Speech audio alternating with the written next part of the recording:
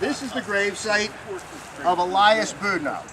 Elias Boudinot was the president of the Continental Congress at the time of the signing of the Treaty of Paris. So we weren't really recognized as a country during the Revolutionary War. People didn't think we were going to win that war. We weren't really recognized at the surrender. When we were recognized by the world as a country was when the Treaty of Paris was signed. Elias Boudinot signed a kind of a precursor to it, but he didn't actually sign the actual document. Ben Franklin and a couple of other people who were in France. Remember, Ben Franklin was in France lobbying the whole time, trying to get the French to give us money. Of course, toward the end, when we started, looking pretty good in the war, then they started sending the money in. It's kind of like you want to place a bet in the last 10 minutes of a football game. Everybody wants to do that, and the French were no different.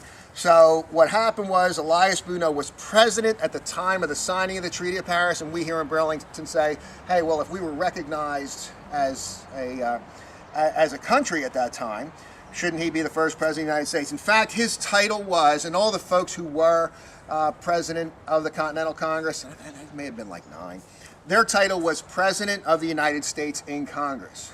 George Washington, who was the first elected president, and obviously the one we think is the first president, but his title was President of the United States under the new Constitution. And then they later dropped under the new Constitution because it was too cumbersome.